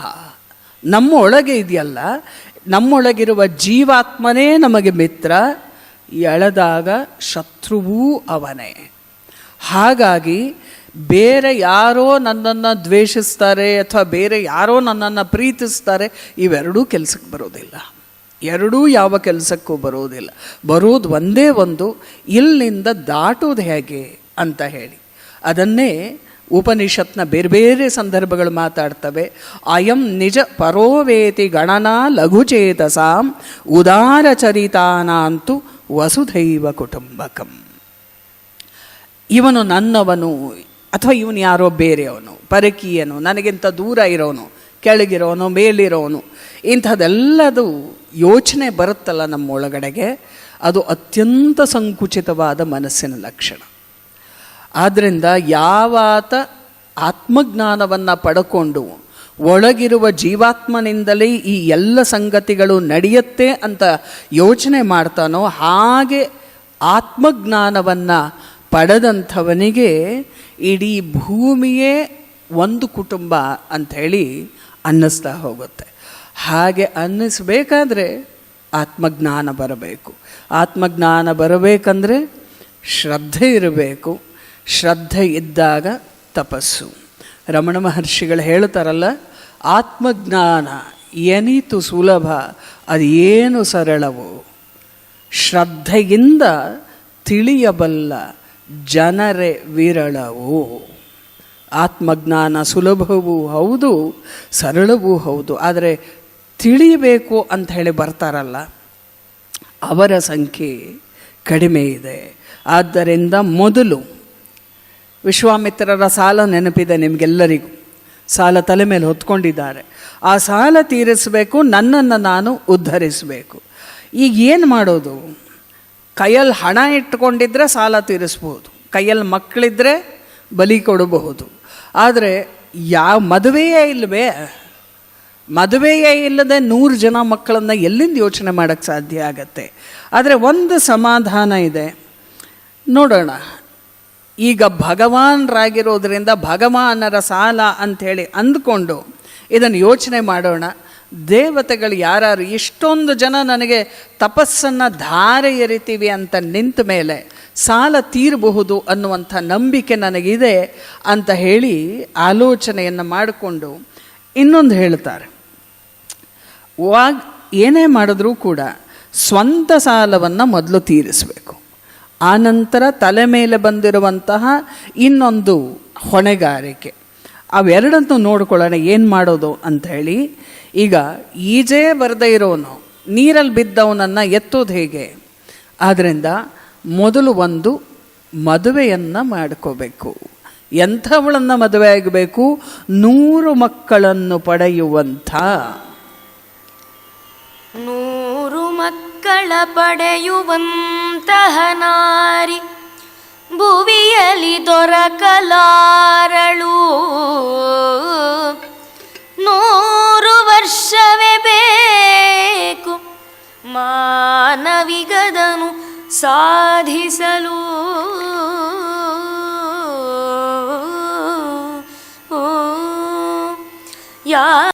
ಯಾರವರಿಸುವುದು ಎನ್ನುತ್ತ ಮನದಿ ವಿಚಾರ ಮಾಡುತ್ತ ಕೊನೆಗೆ ಕದನಾರಿಯೊಬ್ಬಳ ಪಡೆವ ಯೋಚನೆ ಮಾಡಿದರು ಮುನಿಯೋ. ಮದುವೆ ಆಗೋದೇ ಭಾರಿ ಕಷ್ಟದ ಕೆಲಸ. ಯಾಕೆಂದರೆ ಒಬ್ಬ ಹೆಣ್ಮಗಳು ಬೇಕಲ್ಲ. ಅದಾದಮೇಲೆ 1-2 ಮಕ್ಕಳು ಸರಿ, ಬೇಕಾಗಿರೋದು 100 ಜನ ಮಕ್ಕಳು. ಆ 100 ಮಕ್ಕಳಲ್ಲಿ 50 ಬಲಿ ಕೊಡೋದಕ್ಕೆ ಸಿದ್ಧವಾಗಿರುವಂತಹ ಒಬ್ಬ ಹೆಣ್ಣು ಮಗಳು ಆಗಬೇಕು. ಈಗ ಅಧರ್ಮದಿಂದ ಮಕ್ಕಳನ್ನು ಪಡೆಯೋಕ್ಕಾಗೋದಿಲ್ಲ, ಧರ್ಮ ಪ್ರಜೆಯಾಗಿಯೇ ಆ ಮಕ್ಕಳನ್ನು ಪಡಿಬೇಕು. ಮತ್ತು ಅವರನ್ನು ತಾನಾಗಿಯೇ, ಯಾರದ್ದೋ ಬಲವಂತಕ್ಕಾಗಿ ಅಲ್ಲ, ತಾನಾಗಿಯೇ ಅವರನ್ನು ಬಲಿ ಕೊಡೋದಕ್ಕೂ ಸಿದ್ಧವಾಗಿರಬೇಕು. ಆದರೆ ಈ ದುಃಖ ಆಗುತ್ತೆ ತಾನೆ, ಆ ದುಃಖವನ್ನು ಹೊಡೆಯೋದು ಹೇಗೆ ಅಂದರೆ ದೇವರು ಅದಕ್ಕೊಂದು ಸಾಲ ಬರೀತಾರೆ. ದುಃಖವನ್ನು ಹೊಡೆಯೋದಕ್ಕೆ ಇನ್ನೊಂದು ಲೋಭವನ್ನು ಎದುರಿಗಿಟ್ಟು ಮುಳ್ಳಿಂದ ಮುಳ್ಳನ್ನು ತೆಗೆದ ಹಾಗೆ ಮಾಡಿ ತಾನು ನಿಶ್ಚಿಂತನಾಗಿರಬೇಕು. ಆ ಕೆಲಸವನ್ನು ಮಾಡಬೇಕು. ಗೀತೆಯ ಮಾತನ್ನು ದೇವರು ಇಲ್ಲಿ ತಂದಿಡ್ತಾರೆ. ಬರೀ ಗೀತೆ ಅಲ್ಲ, ಯೋಗ ಸೂತ್ರ ಎಲ್ಲವನ್ನು ಒಟ್ಟಿಗೆ ಸೇರಿಸಿ ಈ ಮಾತನ್ನು ಹೇಳ್ತಾರೆ. ಧ್ಯಾಯತೋ ವಿಷಯಾನ್ ಪುಂಸಃ ಸಂಗಸ್ತೇಷೂಪಜಾಯತೆ ಸಂಗಾತ್ ಸಂಜಾಯತೆ ಕಾಮಃ ಕಾಮಾತ್ ಕ್ರೋಧೋಭಿಜಾಯತೆ. ಯಾವಾಗ ನಮಗೆ ಲೋಭ ಹುಟ್ಟುತ್ತೆ ಅಂದರೆ ನಾವು ಯಾವುದೇ ವಿಷಯಾಸಕ್ತಿಯನ್ನು ಇಟ್ಕೊಂಡು ಅದರ ಮೇಲೆ ಯೋಚನೆ ಮಾಡಿ ಅದು ಬೇಕು ಅಂತ ನಿರ್ಧಾರ ಮಾಡಿದಾಗ ಅದರ ಮೇಲೆ ಲೋಭ ಆರಂಭವಾಗತ್ತೆ. ಆಸೆ ಅಕಸ್ಮಾತ್ ಈಡೇರದೇ ಇದ್ದಾಗ ಕ್ರೋಧ ಅದರ ಜೊತೆಗೆ ತಂತಾನೆ ಅದರ ಹಿಂದೆ ಬಂದುಬಿಡತ್ತೆ. ಇದನ್ನು ತಡೆಯೋದಕ್ಕೆ ಕೃಷ್ಣ ಒಂದು ಉಪಾಯವನ್ನು ಸೂಚಿಸ್ತಾನೆ. ಯಾವಾಗ ಇದನ್ನು ತಡಿಬಹುದು ಈ ಲೋಭವನ್ನು ಅಂತಂದರೆ, ಜ್ಞಾನದ ಮೇಲೆ ಲೋಭ, ಒಂದು ಕಡೆಯ ಲೋಭವನ್ನು ಇನ್ನೊಂದು ಕಡೆಯ ಮೇಲಿನ ಲೋಭಕ್ಕೆ ವರ್ಗಾಯಿಸಿ ಬಿಡೋದು. ನನ್ನ ನೋಡಿದ ದುಃಖವನ್ನು ಮಾರೋ ಥರ ಲೋಭ ಇಟ್ಕೊಳ್ಳೋಣ, ಆದರೆ ಜ್ಞಾನದ ಮೇಲೆ ಲೋಭವನ್ನು ಇಟ್ಕೊಂಡಾಗ ಮುಳ್ಳನ್ನು ಮುಳ್ಳಿಂದ ತೆಗೆದ ಪ್ರಕ್ರಿಯೆ ಆಗತ್ತೆ. ಪತಂಜಲಿಯ ಯೋಗ ಸೂತ್ರ ಮತ್ತೆ ಅದನ್ನು ಪುಷ್ಟಿ ಮಾಡುತ್ತೆ. ಏನು ಮಾಡಬೇಕು ಅಂದರೆ ವಿತರ್ಕ ಬಾಧೇನ ಪ್ರತಿಪಕ್ಷ ಭಾವನಂ. ಭಾಳ ಪುಟಾಣಿ ವಾಕ್ಯ. ನಮಗೆ ನಕಾರಾತ್ಮಕವಾದಂತಹ ಆಲೋಚನೆಯೋ ಆಸೆಯೋ ದುಃಖವೋ ಲೋಭವೋ ಎಲ್ಲ ಬರುತ್ತಲ್ಲ, ಅದು ಬಂದಾಗ ಅದರಲ್ಲೇ ಮುಳುಗೋಗದೆ ಇರೋದಕ್ಕೆ ಏನು ಮಾಡಬೇಕಂದ್ರೆ ಪ್ರತಿಪಕ್ಷ ಭಾವನಂ, ಇನ್ನೊಂದು ಅದಕ್ಕೆ ವಿರುದ್ಧವಾದ ಭಾವನೆಯನ್ನು ತಂದಿಟ್ಟುಬಿಡೋದು ಅಲ್ಲಿ. ಅದು ಸಕಾರಾತ್ಮಕ ಚಿಂತನೆ. ಆಸೆ ಇದ್ದಾಗ ನಿರಾಸೆ ಅನ್ನೋದನ್ನ ವಿರುದ್ಧ ಪದವಾಗಿ ಬಳಕೆ ಮಾಡ್ತಾ ಇದ್ದೀವಿ, ಖಂಡಿತ ಅಲ್ಲ. ಆಸೆ ಇಲ್ಲದಿರುವ ಸ್ಥಿತಿ ಅದು. ಅಂಥದನ್ನು ಇಟ್ಕೊಂಡಾಗ ಬಲವಂತವಾಗಿ ಎದುರುಗಿಡಬೇಕು. ಇದನ್ನ ಅಭ್ಯಾಸ ಮಾಡ್ಕೋತಾ ಹೋಗಬೇಕು. ನನಗೆ ಜಿಲೇಬಿ ತಿನ್ನಬೇಕು ಅಂಥೇಳಿ ಆಸೆ ಇದೆ ಅಂಥೇಳಿ, ಆದರೆ ಅದರ ಪಕ್ಕದಲ್ಲಿ ಜಿಲೇಬಿಯನ್ನು ದಾಟುವಂತಹ ದೇಹಕ್ಕೆ ಹಾನಿ ಮಾಡದೇ ಇರುವಂತಹ ಕಲ್ಲು ಸಕ್ಕರೆಯ ತುಂಡನ್ನು, ಸಿಹಿಯ ಹಾಗೆ ಭಾಸವಾಗುವ ಯಾವುದನ್ನು ಬಲವಂತವಾಗಿ ಇಟ್ಟು ಮನಸ್ಸಿಗೆ ಅಭ್ಯಾಸ ಮಾಡಿಸಿದರೆ, ದೇಹಕ್ಕಲ್ಲ ಟ್ರೈನಿಂಗ್ ಅನ್ನುವಂಥದ್ದು, ಮನಸ್ಸಿಗೆ ನಾವು ಪದೇ ಪದೇ ಮಾಡಿಸಿ ಅದನ್ನು ಕೊಡ್ತಾ ಹೋದರೆ ಆವಾಗ ಲೋಭ ಪಕ್ಕಕ್ಕೆ ಸರಿಯುತ್ತೆ. ಅವಧೂತ ಗೀತೆ ಅದನ್ನು ಇನ್ನೂ ಸ್ಪಷ್ಟ ಮಾಡುತ್ತೆ. ನ ಪ್ರಪಂಚೋ ನಮೋ ಭಾತಿ ನ ಮನೋ ಮೇ ವಿಕಾರಂ ನ ಚ ಬಂಧೋ ನ ಮೇ ಮುಕ್ತಿ ಸ್ವಭಾವೇ ವಿಮಲೋಸ್ಮ್ಯಹಂ. ಆ ಮನಸ್ಸಿಗೆ ಏನನ್ನು ಹೇಳ್ಕೋಬೇಕು ಲೋಭ ಬಂದಾಗ ಅಂದರೆ, ನನಗೆ ಪ್ರಪಂಚದಲ್ಲಿ ಭ್ರಮೆಗಳಿಲ್ಲ, ನನ್ನ ಮನಸ್ಸಿಗೆ ಯಾವುದೇ ವಿಕಾರಗಳಿಲ್ಲ, ಲೋಭ ಮೋಹ ಯಾವುದು ನನ್ನನ್ನು ಕಾಡಿಸೋದಿಲ್ಲ. ಒಂದು ದಿವಸಕ್ಕೆ ಇದೆಲ್ಲ ಆಗೋದಿಲ್ಲ. ನಿಧಾನವಾಗಿ ಅದನ್ನು ಹೇಳ್ತಾ ಬರಬೇಕು. ನನಗೆ ಬಂಧನವೂ ಇಲ್ಲ, ಮುಕ್ತಿಯೂ ಇಲ್ಲ, ನಾನು ಸ್ವಭಾವತಃ ಅಂದರೆ ಹುಟ್ಟಿದಾಗಿನಿಂದ ಪರಮ ಪವಿತ್ರವಾದ ಆತ್ಮವಾಗಿದ್ದೇನೆ ಅನ್ನುವುದನ್ನು ಪ್ರತಿನಿತ್ಯ ಹೇಳ್ತಾ ಬಂದರೆ ಇವುಗಳಿಂದ ಬಿಡಿಸ್ಕೊಂಡು ಬರೋಕ್ಕೆ ಅನುಕೂಲ ಆಗ್ತಾ ಹೋಗುತ್ತೆ. ಹಾಗಾಗಿ ನಾನು ಅದನ್ನೇ ಮಾಡಬೇಕು. ಹಾಗೆ ಮಾಡಿದಾಗ ಮಾತ್ರವೇ ನಿಶ್ಚಿಂತನಾದಂತಹ ಸ್ಥಿತಿಗೆ ನಾನು ಬರೋದಕ್ಕೆ ಸಾಧ್ಯ. ಇಲ್ಲ ಬರೀ ಚಿಂತೆಯೇ ಇದ್ದರೆ ಅದನ್ನು ನಾನು ಮಾಡೋದಕ್ಕೆ ಸಾಧ್ಯವೇ ಇಲ್ಲ. ಮುಳ್ಳನ್ನೂ ಇಟ್ಕೊಳ್ಬೇಕು, ಜೊತೆಗಿರುವಂತಹ ಮುಳ್ಳಿನಿಂದ ಆ ಮುಳ್ಳನ್ನು, ನನ್ನೊಳಗಿರುವಂತಹ ಮುಳ್ಳನ್ನು ತೆಗೆಯಲೇಬೇಕು.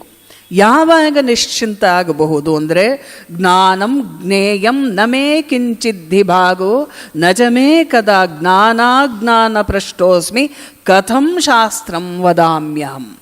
ಜ್ಞಾನ ಮತ್ತು ಜ್ಞೇಯ, ತಿಳಿಯಬೇಕಾದ ವಸ್ತು ಅನ್ನುವಂತಹ ಭೇದವೇ ನನಗಿಲ್ಲದೆ ಹೋದಾಗ, ನನ್ನಲ್ಲಿ ಜ್ಞಾನವೂ ಇಲ್ಲ ಅಜ್ಞಾನವೂ ಇಲ್ಲ, ಇವೆರಡೂ ನಷ್ಟವಾದಾಗ ಪುಣ್ಯ ಸಂಪಾದನೆ ಮಾಡಬೇಕು ಅಂತ ಹೇಳ್ತೀವಲ್ಲ, ಪೂರ್ತಿ ಪುಣ್ಯ ಇದ್ದರೂ ಕೂಡ ಸ್ವರ್ಗಕ್ಕೆ ಹೋದಾಗ ಮತ್ತೊಂದಷ್ಟು ಭೋಗವನ್ನು ಕೊಟ್ಟು ವಾಪಸ್ ಕಳಿಸ್ತಾರೆ ಭೂಮಿಗೆ, ಅನುಭವಿಸು ಅಂತ ಹೇಳಿ. ಪಾಪವೇ ಇಲ್ಲದ ಸ್ಥಿತಿ ಸ್ವಾಗತಾರ್ಹವಾದ ಸಂಗತಿ. ಆದರೆ ಆ ಪಾಪಕ್ಕೆ ಸರಿ ಹೊಂದುವ ಪುಣ್ಯವನ್ನೂ ಮಾಡಿ ಏನೂ ಇಲ್ಲದ ಸ್ಥಿತಿಗೆ ಬರುವ ಹಾಗೆ ನೋಡಿಕೊಂಡಾಗ ಮಾತ್ರ ಮೋಕ್ಷ. ಇಲ್ಲದೆ ಹೋದಲ್ಲಿ ಯಾವುದು ಜಾಸ್ತಿ ಆದರೂ ಮತ್ತೆ ಹಿಂತಿರುಗಿ ಬರಬೇಕು. ಆದ್ದರಿಂದ ನನ್ನಲ್ಲಿ ಜ್ಞಾನವೂ ಇಲ್ಲ ಅಜ್ಞಾನವೂ ಇಲ್ಲ, ಇವೆರಡೂ ನಷ್ಟವಾಗಬೇಕು. ಮಾಡ್ತಾ ಇರೋದು ನಾನು, ನನಗೆ ತಿಳಿದಿದೆ, ನಾನು ಜ್ಞಾನಿ ಅನ್ನುವ ಪದ ಬಾಯಲ್ಲಿ ಬರಕೂಡ್ದು. ಹರಿದಾಸರದ್ದು ಒಂದು ಕೃತಿ ಇದೆ, ನಂದೇನದೋ ಸ್ವಾಮಿ ನಿಂದೆ ಇದೆಲ್ಲವೂ ನಂದನಂದನ ಗೋವಿಂದ ಹರೇ ಕೃಷ್ಣ. ಅದರಲ್ಲಿ ಒಂದು ಸಾಲು ಬರುತ್ತೆ, ತುಂಬ ಅದನ್ನು ಹೇಳ್ತಾರೆ, ಆದರೆ ಒಂದು ಸಾಲು ಈ ಮಾತಿಗೆ ಹೊಂದಿಕೆಯಾಗೋದು. ಬಾಯ ಮಾತು ನಿಂದೆ ಬರುವ ಭಾಗ್ಯವೂ ನಿನ್ನದೆ, ಕಾಯಜಾಪಿತ ನಿನ್ನ ಮಾಯ ತಿಳಿಯದು ಅಯ್ಯ, ಯಾಕೆ ಅಂದರೆ ಯಾವುದನ್ನಾರು ಹೆಚ್ಚು ಮಾಡ್ತೀಯ ಅದನ್ನೇನು ಮಾಡಬೇಡ, ಹಿಂದಿನ ಜನ್ಮದಿ ಹೇಗಾದರಾಗಲಿ ಮುಂದೆನ್ನ ಕಾಯೋ. ಯಾವುದನ್ನೂ ಹೆಚ್ಚು ಮಾಡಬೇಡ. ನಾನು ಜ್ಞಾನಿ ಅನ್ನುವ ಆಸೆಯೂ ಹೊರಟು ಹೋದಾಗ ಮನುಷ್ಯ ಸಂಪೂರ್ಣವಾಗಿ ನಿಶ್ಚಿಂತನಾಗ್ತಾನೆ. ಅದನ್ನು ತೆಗೆದು ಹಾಕಿಬಿಡಬೇಕು. ಆವಾಗಷ್ಟೇ ಸ್ವಭಾವ ಸಿದ್ಧವಾದ ಆತ್ಮಜ್ಞಾನ ಪ್ರಕಟವಾಗೋದು, ಪ್ರಕಾಶವಾಗೋದು. ಆದರೆ ಅವರಿಗೊಂದು ಪ್ರಶ್ನೆ ಬರುತ್ತೆ, ನಿಶ್ಚಿಂತನಾಗೋದೇನೋ ಸರಿ, ಮಕ್ಕಳು ಅಂದರೆ ಅದು ಇಬ್ಬರ ಸ್ವತ್ತು. ನನಗೆ 50 ಮಕ್ಕಳು ಬೇಕಾದರೆ 100 ಮಕ್ಕಳನ್ನು ಪಡಿಬೇಕು. 50 ಮಂದಿಯನ್ನು ಯಾವಾಕೆ ಹಡಿಯುತ್ತಾಳೋ ಅವಳ ಹೊಟ್ಟೆಯ ತಂಪಿಗಾಗಿ ಬಿಟ್ಟು ಉಳಿದವರನ್ನು ನಾನು ಉಪಯೋಗಿಸ್ಕೊಳ್ಬೇಕು. ಆದರೆ ಒಳ್ಳೆಯ ಮಕ್ಕಳನ್ನು ಉಪಯೋಗಿಸ್ಕೊಳ್ಳೋಕ್ಕಾಗತ್ತಾ? ಖಂಡಿತ ಇಲ್ಲ. ಆದ್ದರಿಂದ ಮೊದಲೇ ಗರ್ಭಕ್ಕೆ ಬರುವ ಮೊದಲೇ ತೀರ್ಮಾನವಾಗಬೇಕು. ಸಂಕಲ್ಪ ಏನಿರಬೇಕಂದ್ರೆ ಹುಟ್ಟುವ 50 ಜನ ಮಕ್ಕಳು ದುಷ್ಟರಾಗಿ ಹುಟ್ಟಬೇಕು, ಇನ್ನು 50 ಜನ ಸರಿಯಾದವರು ಹುಟ್ಟಬೇಕು. ಯಾರು ದುಷ್ಟರಾಗುತ್ತಾರೋ ಅವರನ್ನು ಅವರೇ ಮಾಡುವ ತಪ್ಪಿನಿಂದ ಅವರ ಪ್ರಾಣವನ್ನು ಕಳ್ಕೊಳ್ಳುವ ಸ್ಥಿತಿಗೆ ಅವರೇ ಹೋಗಬೇಕು ಅನ್ನುವಂಥದ್ದು ಇವರ ಸಂಕಲ್ಪವಾಯಿತು. ಆದರೆ ಇನ್ನೂ ಒಂದು ಯೋಚನೆ ಬರುತ್ತೆ. ಆದರೆ ವಸಿಷ್ಠ ಪುತ್ರರ ಮರಣಕ್ಕೆ ನಾವು ಹೇಗೆ ಕಾರಣ ಆದ್ನೋ, ಇಲ್ಲಿ ನಾನು ಕರ್ತೃವಾಗಿ ನಿಂತು ಈ ಕಾರ್ಯವನ್ನು ನಡೆಸಬೇಕು. ತುಂಬ ತುಂಬ ಕಷ್ಟದ ಸಂಗತಿ ಇದು. ಕರ್ತೃವಾಗಿ ನಾನೇ ನಿಂತು 50 ಮಕ್ಕಳ ಮಾರಣ ಹೋಮವನ್ನು ನಾನು ನಡೆಸಿಕೊಡಬೇಕು. ಈ ನರಮೇಧದಲ್ಲಿ ಚಿತ್ತು ಅಪಶಾಂತಿಗೆ ಒಂದು ಫಲ ಇರಬೇಕು. ಆದ್ದರಿಂದ ಈ ಇಂದ್ರಿಯ ಇದೆಯಲ್ಲ, ಇದರ ಸಹವಾಸ ಸ್ವಲ್ಪ ಕಷ್ಟ. 50 ಜನ ಮಕ್ಕಳನ್ನು ನೀನೇ ನಿಂತ್ಕೊಂಡು ಕೊಂದ ಮೇಲೆ ಏನಾದರೂ ಒಂದು ಸಿಗಬೇಕಲ್ವ ನಿನಗೆ ಅನ್ನೋ ಆಮಿಷವನ್ನು ಅದು ಒಡ್ಡತ್ತೆ. ಇಷ್ಟೊಂದು ಜನನ್ನು ಕೊಂದಿದ್ದೀಯ, ಈಗಾಗಲೇ ಬಂದಿತ್ತು ನನಗೆ, ವಸಿಷ್ಠರ ಶೋಕವನ್ನು ಆಂತಿದ್ದರಿಂದ ಏನು ದಕ್ಕತ್ತೆ ಅಂಥೇಳಿ. ಈಗ ಈ ಇಂದ್ರಿಯಗಳು ಹೇಗಿದೆ ಅಂಥೇಳಿ ಅಂದರೆ, ಇಂದ್ರಿಯ ಹೇಗೆ ಕೆಲಸ ಮಾಡುತ್ತೆ ಅಂದರೆ, ಒಂದು ದೊಡ್ಡ ಕಾಂಚನಗಿರಿ ಸಿಗತ್ತೆ ಅಂದರೆ ಅದನ್ನು ಹಿಡ್ಕೊಳ್ಳೋದು ಎಲ್ಲ ಇದ್ದಾಗ ಇಂದ್ರಿಯಗಳೇನು ಮಾಡ್ತವೆ ಅಂದರೆ, ಒಂದು ಮುದ್ದೆ ಹಿಟ್ಟು ಸಿಕ್ಕಿದ್ರೂ ಸಾಕು, ಅದನ್ನು ಹಿಡ್ಕೊಂಡು ದೊಡ್ಡದನ್ನು ಬಿಟ್ಟುಬಿಡುತ್ತವೆ. ಆದ್ದರಿಂದ ನನ್ನ ಗುರಿ ಏನಿದೆ ಅದನ್ನು ಈ ಇಂದ್ರಿಯಗಳಿಗೆ ಗೋಚರ ಮಾಡುವುದಕ್ಕಿಂತ ಮುಂಚೆ ಅವು ಹೇಳುವ ಮಾತಿನಿಂದ ದಾಟಿ ಬಿಡಬೇಕು. ಯಾಕೆ ಅಂದರೆ ದೇವರು ಗೀತೆ ಮತ್ತು ಚಾಂದೋಗ್ಯದಿಂದ ಈ ಮಾತುಗಳನ್ನು ತಗೊಂಡು ಬಂದಿದ್ದಾರೆ. ಏಹಿ ಸಂಸ್ಪರ್ಶಜಾ ಭೋಗ ದುಃಖ ಯೋನಯ ಏವತೆ ಆದ್ಯಂತವಂತಹ ಕೌಂತೆಯ ನತೇಶು ರಮತೆ ಬುಧಃ. ಇಂದ್ರಿಯ ಮತ್ತು ವಿಷಯಗಳ ಸಂಯೋಗದಿಂದ ಉತ್ಪತ್ತಿ ಆಗ್ತದಲ್ಲ ಭೋಗ, ಅವು ವಿಷಯಲೋಲುಪರಾದವರಿಗೆ ಮಾತ್ರ ಸುಖ ಕೊಡುವ ಹಾಗೆ ಅಥವಾ ಸುಖ ಬರ್ತಾ ಇದೆ ಅನ್ನುವ ರೂಪವಾಗಿ ಭಾಸವಾಗತ್ತೆ. ನಿಸ್ಸಂದೇಹವಾಗಿ ಇಂದ್ರಿಯಜನ್ಯವಾದ ಯಾವುದೇ ಸುಖವೂ ಕೂಡ ದುಃಖಕ್ಕೆ ಕಾರಣವಾಗತ್ತೆ. ಅದು ಸೌಖ್ಯವನ್ನು ಕೊಡೋಕ್ಕೆ ಸಾಧ್ಯವೇ ಇಲ್ಲ, ಅದು ಶಾಶ್ವತವೂ ಅಲ್ಲ. ಆದ್ದರಿಂದಲೇ ಅರ್ಜುನ ಜ್ಞಾನಿಯಾದವನು ಒಂದು ಮುದ್ದೆ ಹಿಟ್ಟಿಗೆ ಯಾವತ್ತೂ ಹೋಗೋದಿಲ್ಲ. ಚಾಂದೋಗ್ಯ ಮತ್ತೆ ಅದನ್ನೇ ಹೇಳುತ್ತೆ, ಯೋ ವೈ ಭೂಮಾ ತತ್ ಸುಖಂ ನ ಅಲ್ಪೇ ಸುಖಮಸ್ತಿ ಭೂಮೈವ ಸುಖಂ ಭೂಮತ್ವೇವ ವಿಜಿಜ್ಞಾಸಿತವ್ಯ ಇತಿ ಭೂಮಾನ್ ಭಗವೋ ವಿಜಿಜ್ಞಾಸ ಇತಿ. ಯಾವುದು ಭೂಮವೋ, ಭೂವ ಅಂದರೆ ಮಹತ್, ನಿರತಿಶಯವಾದ್ದು, ಅದು ಸುಖ. ಅಲ್ಪ ಸಂಗತಿಗಳಲ್ಲಿ ಸುಖವಿಲ್ಲ. ಪಡೆದ ತಕ್ಷಣ ಏನಾಗತ್ತೆ ಅಂದರೆ, ಇದೇ ನಮಗೆ ಅರ್ಥ ಆಗುವಂಥದ್ದು. ಯಾವುದನ್ನು ಪಡೆದ ತಕ್ಷಣ ಅದು ಸಾಕು ಅಂತ ಅನಿಸುತ್ತೋ ಅದು ಇದ್ದಿದ್ರಲ್ಲಿ ದೊಡ್ಡದು. ಆದರೆ ಪಡೆದ ತಕ್ಷಣ ಮತ್ತಷ್ಟು ಬೇಕು ಅನ್ನುವಂಥ ಬಯಕೆಗಳು ಹಾಗೇ ಉಳ್ಕೊಳ್ತಾವೋ. ಈಗ ನೆನ್ನೆ ರುಚಿಯಾದಂತಹ ಪಾಯಸವನ್ನು ತಿಂದಿದ್ದೆ, ತೃಪ್ತಿಯಾಯಿತು? ಇಲ್ಲ, ಮತ್ತದೇ ರುಚಿ ಬೇಕು. ಹಾಗೆ ಎಷ್ಟು ದಿನ, ಎಷ್ಟು ವರ್ಷ, ಎಷ್ಟು ಬಾರಿ ನಮ್ಮ ಜೀವಿತಾವಧಿಯನ್ನು ಲೆಕ್ಕ ಹಾಕ್ಕೊಂಡ್ರೆ ಎಷ್ಟು ಸಾವಿರ ಸರಿ ತಿಂದಿದ್ರೂ ಕೂಡ ಮತ್ತೆ ಅದಕ್ಕೆ ಜೋತು ಬೀಳೋದು. ಕಂಡಾಗ ಅದನ್ನು ಮತ್ತೆ ಬೇಕು ಅನ್ನುವ ಬಯಕೆ. ಆದ್ದರಿಂದ ಬೇಕು ಅನ್ನುವ ಬಯಕೆಯನ್ನು ಹುಟ್ಟಿಸುವುದೆಲ್ಲವೂ ಕೂಡ ದುಃಖಕ್ಕೆ ಕಾರಣ ಆಗತ್ತೆ. ಆದ್ದರಿಂದ ಭೂಮ ಅದನ್ನು ಅರ್ಥ ಮಾಡಿಕೊಳ್ಳುವುದನ್ನು ಕಲಿಯದೇ ಇದ್ದರೆ ಭಾಳ ಭಾಳ ಕಷ್ಟ ಆಗುತ್ತೆ ಅನ್ನುವುದನ್ನು ಹೇಳ್ತಾರೆ. ಅದಲ್ಲದೆ ಮತ್ತೆ ಹೇಳ್ತಾರೆ, ಇಂದ್ರಿಯಗಳ ಕರ್ಮ ಇದು. ಇಂದ್ರಿಯಗಳು ಇರೋದೇ ಅದಕ್ಕೆ. ಯಾವುದಕ್ಕೆ ಅಂದರೆ ಇಂಥದನ್ನೆಲ್ಲ ನೆರವೇರಿಸೋದಕ್ಕೆ, ಇಂಥದನ್ನೆಲ್ಲ ಮಾಡೋಕ್ಕೆ ಅಂತ ಈ ಇಂದ್ರಿಯಗಳು ಅದನ್ನು ಮಾಡ್ತಾನೇ ಹೋಗ್ತವೆ. ಕಾಮವನ್ನು ಮತ್ತೆ ಮತ್ತೆ ಕೊಡ್ತಾನೇ ಹೋಗ್ತವೆ. ಆದ್ದರಿಂದ ಅದನ್ನು ಬಿಟ್ಟು ಪಕ್ಕಕ್ಕೆ ಹೋಗಬೇಕು. ಸರಿ, 100 ಜನ ಮಕ್ಕಳನ್ನು ಪಡೆಯೋಕ್ಕೆ ಕಾಲ ಬೇಕು. ಆ ಕಾಲ ಸುಮಾರು 1 ಶತಮಾನ. ಎಷ್ಟು ದೂರ ಆಯಿತು ಏನನ್ನಾದರೂ ಸಾಧಿಸೋದಕ್ಕೆ. ಆದ್ದರಿಂದ ಇಡೀ ಶತಮಾನ ಬೇರೆ ಕೆಲಸ ಇದ್ದಾಗ ಅದನ್ನೆಲ್ಲ ಬಿಟ್ಟು ಈ ಮಕ್ಕಳು ಹೇಗೆ ಹುಡ್ತಾರೆ ಅಂತ ನೋಡೋಕ್ಕೆ ಕೂತ್ಕೊಂಡ್ರೆ ಸಮಯ ವ್ಯರ್ಥ. ಆದ್ದರಿಂದ ಒಬ್ಬ ದಿವ್ಯ ಕನ್ಯೆಯನ್ನು ಮದುವೆ ಆಗಿ ಆಕೆಗೆ ತಪಸ್ಸನ್ನು ಕಲಿಸಿ ಒಂದೇ ಗರ್ಭದಲ್ಲಿ ಶತಪಿಂಡಗಳನ್ನು ಉತ್ಪತ್ತಿ ಮಾಡಿ ಅವುಗಳನ್ನು ಘೃತದ ಕುಂಭಗಳಲ್ಲಿ ಪಕ್ವವಾಗುವ ಹಾಗೆ ಮಾಡಬೇಕು. ಇದಕ್ಕೆ ವೈಶ್ವಾನರನೇ ನನಗೆ ಸಹಾಯವನ್ನು ಮಾಡ್ತಾನೆ. ಆದ್ದರಿಂದ ಆ ಕಡೆಗೆ ಹೋಗಬೇಕು ಅನ್ನುವುದನ್ನು ಯೋಚನೆ ಮಾಡ್ತಾರೆ. ನಮಗೆಲ್ಲ ಇದೆ. ವೈಶ್ವಾನರ ಯಾಕೆ ಬೇಕು ಅಂದರೆ ಎಲ್ಲವೂ ಇದೆ, ಯಾವುದಿಲ್ಲ ಅಂತ ಇಲ್ಲ. ಆದರೆ ಆತ ಈ ಕಾರ್ಯವನ್ನು ಆಗ ಮಾಡಿಸ್ತಾನೆ. ಆದ್ದರಿಂದ ಇದಕ್ಕೆ ಒಂದು ಉಪಾಸನೆಯನ್ನು ಮಾಡಬಹುದು. ಆದರೆ ಪಿತೃಗಳು ಎಂದಿಗೂ ಇದನ್ನು ಬಯಸುವುದಿಲ್ಲ. ಪಿತೃಗಳೆಂದಿಗೂ ಬಯಸುವುದು ಸಂತತಿಯ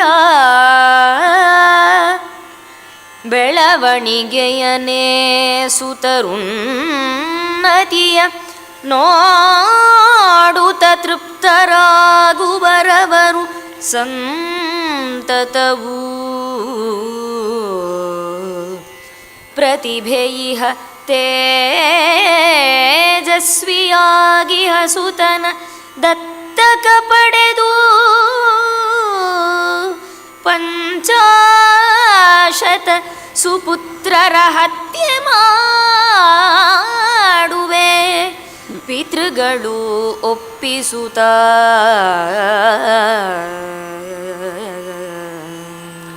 ಯಾವುದೇ ವಂಶದ ಪಿತೃಗಳಿಗೆ ವಂಶಾಭಿವೃದ್ಧಿಯಾಗಬೇಕು ಅನ್ನೋದು ಸಹಜವಾಗಿರುವಂತಹ ಆಶಯ.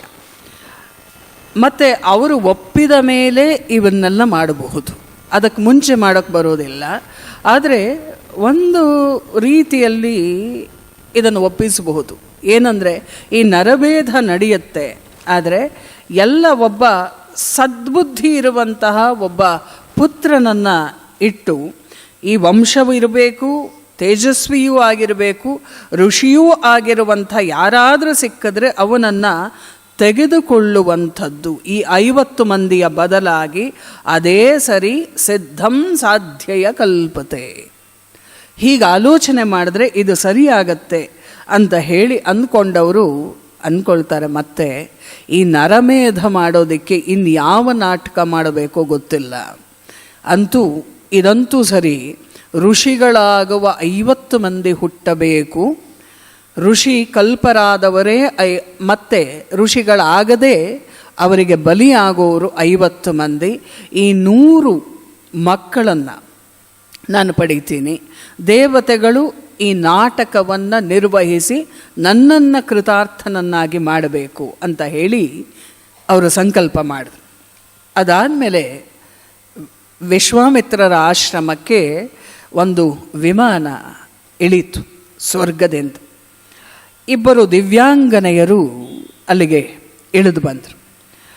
ಅಭಿಸಾರಿಕೆಯರಾಗಿ ಬಂದಂತಹ 2 ಹೆಣ್ಣುಮಕ್ಕಳಿದ್ರು. ಅದರಲ್ಲಿ ಒಬ್ಬಾಕೆ ಘೃತಾಚಿ, ಇನ್ನೊಬ್ಬಾಕೆ ರಂಭೆ. ಆದರೆ ರಂಭೆ ಬಹಳ ಹೆದರಿಕೊಂಡಿರೋ ಹಾಗೆ ಕಾಣಿಸ್ತಾ ಇತ್ತು. ಆಗ ಘೃತಾಚಿ ಕೇಳ್ತಾಳೆ, ರಂಭೆ ನೀನು ಇಷ್ಟು ಹೆದರುತ್ತಿರೋದನ್ನು ನೋಡಿದ್ರೆ ಯಾಕೋ ವ್ಯತ್ಯಾಸ ಅಂತ ಅನ್ನಿಸ್ತಿದೆ, ಏನು ಅನರ್ಥವು ನಡೆಯುವುದು? ಏನನರ್ಥವು ನಡೆಯುವುದೋ ಭಗವಾನರ ಆಶ್ರಮದೊಳಗೆ ಎನ್ನುತ ಮಾನಿನಿಯರು ವಿಚಾರ ಮಾಡುತ್ತ ನಡೆದರು ಆವನದಿ. ಮೇನಕೆಯ ಸಖಿಯರುಗಳು ಎಂದಭಿಮಾನ ತೋರ್ಪರೋ ತೆಗಳುವರೋ ಮೇಣ್ಕಾಣೆನೆಂದಳು ರಂಭೆಯು ಆಗ ಘೃತಾಚಿ ಬಳಿಯೊಳಗೆ.